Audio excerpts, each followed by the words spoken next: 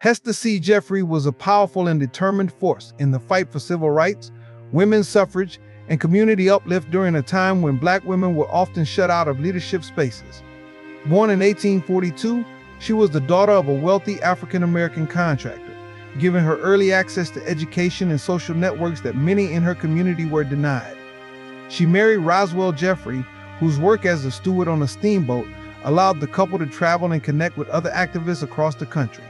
In the late 1800s, Hester settled in Rochester, New York, a city with deep abolitionist roots.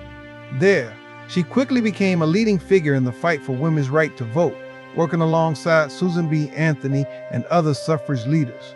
But Jeffrey never lost sight of the struggles of Black communities. She focused her efforts on empowering African-American women, believing that education, leadership training, and civic involvement were the keys to liberation.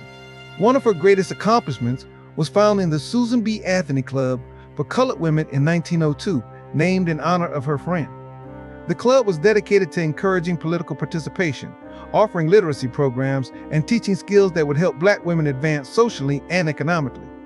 She also established the Hester C. Jeffrey Club, which worked to improve conditions for Black youth and was active in the National Association of Colored Women's Clubs, where she pushed for a greater focus on racial justice within the broader women's movement. Jeffrey understood the power of institutions and worked to ensure that Black voices were represented. She helped raise funds for churches, schools, and community centers, including supporting the construction of educational facilities for African-American children. Her activism wasn't limited to politics. She was deeply invested in cultural uplift, supporting music, art, and public speaking programs for Black youth.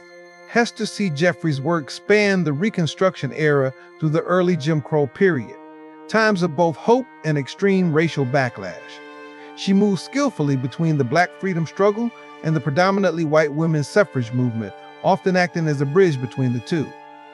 She passed away in 1934, leaving behind a legacy of institution building, grassroots organizing, and fearless advocacy for both racial and gender equality. Her life reminds us that liberation movements succeed when they are inclusive, intersectional, and rooted in community empowerment.